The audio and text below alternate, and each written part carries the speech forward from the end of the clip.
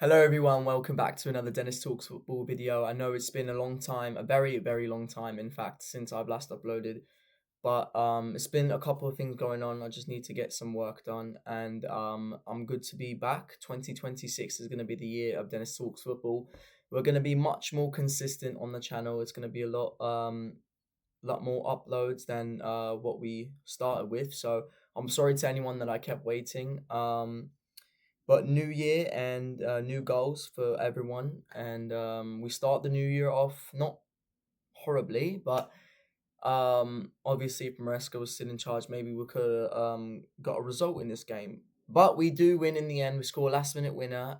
Today was the day of last minute winners. If you guys watched the Liverpool game, that was a really good goal as well from Fulham's player. I forgot his name, but that was one of the best goals I've ever seen in the season so far, if not in my life. I mean, wow, that was just really a fantastic hit.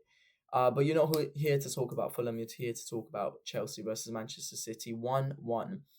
Now, I told all my friends, all my mates before the game that I think we're going to get absolutely battered. Chelsea is not really doing good. We're coming off the December period.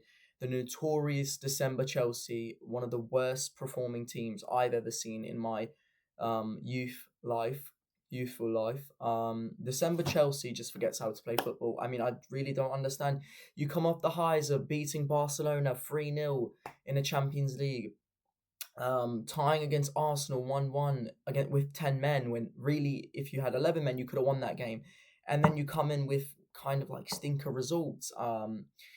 The things that come to mind, the Newcastle game, obviously we came back and Ellen Road is St James's Park is obviously a hard place to go and win. But if we and the two goals we conceded is not really doing it. We had the Aston Villa game, like, come on, bro. That shouldn't be happening. Bournemouth game, that shouldn't be happening as well. I think we had a couple of draw. We had another Bournemouth game, 0-0 draw. Like these, it's just December Chelsea. Once it hits December, you just really and then the manager gets sacked on New Year's Eve, on New Year's Day, what should I say? And it's really just been not really a good time for a Chelsea fan. So I've just been processing the Chelsea fan stuff. But today, there's a little bit of light at the end of the tunnel. The score's 1-1, but it's not the performance that we were looking for. But at the end of the day, we got the point. I was expecting us to lose 3-4-0. But we didn't, and we showed some character towards the end of the game, which is good. Obviously, the first half, I was not at all pleased. I have to be honest, I was just watching in despair. I'm like, what is it going to be? 2-0, 3-0, 4-0. I thought after the first goal, they're going to just keep knocking the goals in. But they didn't. Obviously, I think we had a couple of great chances. Maybe we could have, it's tough to say we could have gone on and won the game, but I do think that we had chances that could have increased our chances of winning the game. Obviously, you had Esteban in the first half, first big chance of the game. You had Neto, has to be put in that way. Neto, I'll talk about later, has really been getting on my nerves a little bit. Him and Garnacho, just sloppy on the ball, playing too safe, not really taking risks. And when they take risks, they don't know what they're doing. They're just doing something for the sake of doing it. And that's really just getting me angry as a fan. But we have these consistent players. Reece James gets man of the match. I think he's in the Premier League team this season. He's probably top 5 Premier League players in the performing right now. Enzo Fernandez. Enzo Fernandez is one of the most underrated Chelsea players in my opinion. He came to the club when it was at its lowest point, and he's back now scoring the goals. Obviously, it's not the best goal, but a goal is a goal at the end of the day. You know what I'm saying? The score doesn't say one good goal, one bad goal. The score says one goal, one goal. Obviously, I'm saying this now because we scored the bad goal. But if someone else scored a bad goal against us, I'd be saying, "Come on, man, that's such a bad goal." So we take those statements, however way they benefit my side of the argument. Other than that, I think I was very impressed with the subs that came on. I think Esteban wasn't really getting runs in. He wasn't really getting the opportunity to get a run off. But I still would have taken off Neto. I'm just saying Neto's not really productive, in my opinion, these days. And he's not really being punished for it. So I think he needs to go on a bench. Joao Pedro needs to get benched immediately. I'm not saying he's a bad player, but we're still kind of off the high of the Club World Cup. He is scoring goals. Obviously, his return rate isn't terrible, but he hasn't really done too much in the games. if I'm being honest. I think Liam Delap has shown much more. And then when we say this and he starts, he doesn't really show too much either. So I think whoever comes off the bench shows more. Maybe it's like the motivation inclination that they have. I don't really know.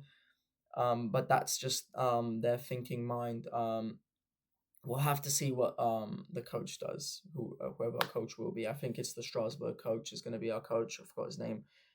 I'm still so gutted that Maresca's left, man. I mean, we really just had the perfect manager in Maresca, and he's gone. He's gone. He's just gone. We're giving out 5-year contracts just to sack managers in the span of a year. So I mean, I'm not really feeling too much about it because December Chelsea, and then you get the news. I mean, it's just really just too much negativity, but it's okay because we won the game today, and we're here to discuss about today. I have to give my applause to a Champong, all the subs that came on. Andre Santos was brilliant. Liam Delap was brilliant, getting himself in the game.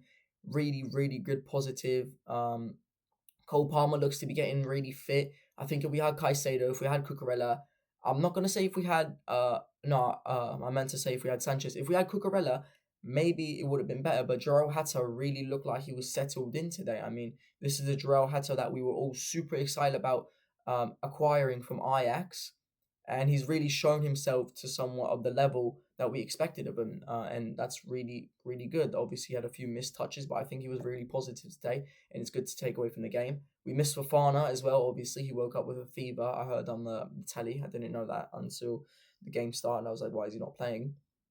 Yeah, I think Fofana's our best defender right now at the club, so it was kind of not really good to not have him. But again, City had their injuries, but I think our starting lineup and our current predicament, City fans would expect them to win that game 9 times out of 10, and this was the 10th time. So we can count ourselves lucky, but also it's kind of our own doing. We were not present, not really giving it what not really giving the game what it deserved in the first half. I'll say that, but in the second half we really put ourselves out there, still getting dominated in terms of possession, but we were able to create more. The game was a little bit open. So ironically, what you think would happen in the game becoming much harder for Chelsea after the first goal because we sat back so much, it somehow became easier in a sense. Maybe through halftime we were able to do something, mentally click on. Whatever it was, it worked at the end of the day. I'm not going to say we sat here and should have won. I'm not going to say we sat here and didn't deserve the point. I think in the second half we deserved the point. But we could have had chances to win the game, but that's not to say without City didn't have their chances. Ultimately, I'm not really going to speak about what this means for the future because the future at Chelsea is so unpredictable. I mean, I still remember the highs. You guys can look at the video of when we beat Barcelona 3-0. I'm saying we're the best team in the world.